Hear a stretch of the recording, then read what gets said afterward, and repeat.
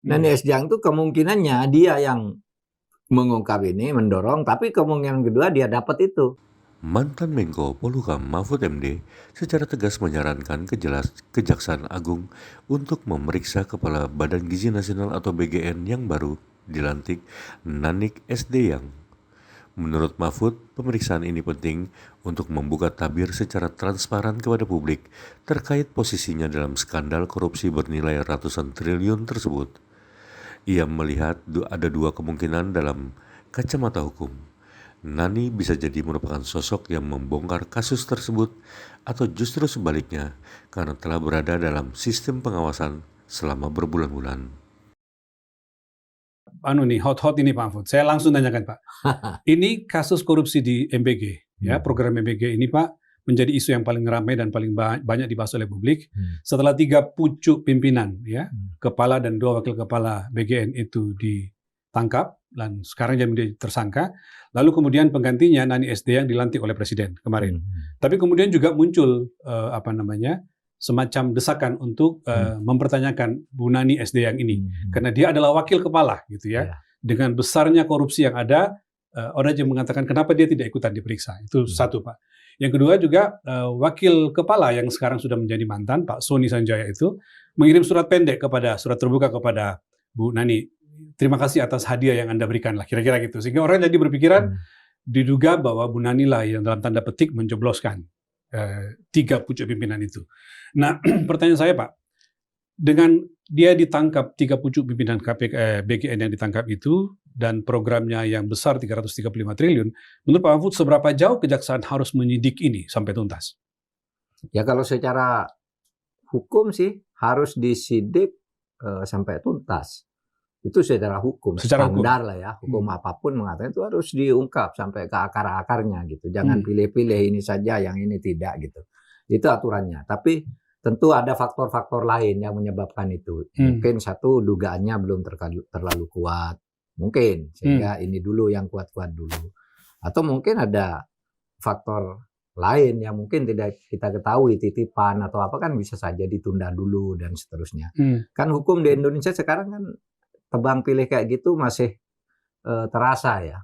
Mestinya kan dijelaskan juga oleh kejaksaan kenapa Bu Nani tidak diperiksa. Itu kan.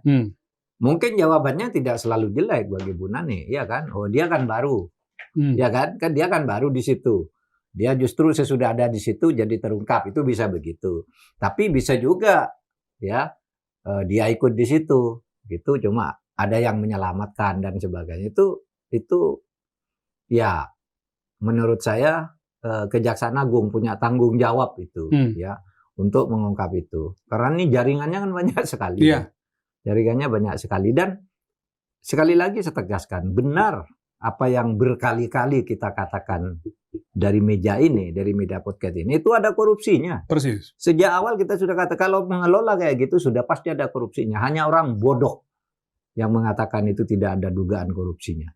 Pengelolaan awut-awutan sejak awal beri barang sembarangan, makanannya tidak karuan, tidak ada standarnya secara nasional, anggarannya tidak pernah jelas bagaimana mempertanggungjawabkannya, semuanya ugal-ugalan tuh yang ngelola. Bahasa lebih tepatnya ugal-ugalan ya? Ugal-ugalan, kan sejak awal tahun kita sudah bicara berkali-kali, hampir setiap saat di meja ini itu bagus, MBG itu bagus, rakyat senang. Yang tidak pernah makan telur, iya bagus. Tetapi korupsinya lebih besar daripada biayanya. Sehingga sejak awal kita katakan, ayo Pak Prabowo teruskan tuh MBG bagus program Anda. Tapi ubah dong tata kelolanya. Di situ cara-cara koruptif itu sudah dilakukan sejak awal. Dan itu kalau orang ngamati korupsi, sudah tahu itu ada korupsinya. Bahkan saya ingat Mahfud mengatakan, sedikit saja perubahan politik, maka akan terjadi korupsi nasional nih. Iya. Akan muncul semua kasus-kasus itu, kan kira-kira gitu. Betul. Dari Nani Esdiang dan sebagainya. Persis, nomor 1 itu yang beredar itu Nani Esdiang. Iya kan? Gitu. Nani Esdiang itu kemungkinannya dia yang mengungkap ini, mendorong, tapi kemungkinan kedua dia dapat itu. Iya kan? Bisa saja. Dan di dalam hukum boleh menduga-duga gitu. Iya kan? Karena ada jaringan kerja di situ. Pak Mahfud menyarankan kejaksaan untuk memeriksa Nani Esdiang. Ya, saya menyarankan itu agar diperiksa. Sekurang-kurangnya diperiksa. Tidak usah jadi tersangka dulu. Diperiksa dulu apa peranmu.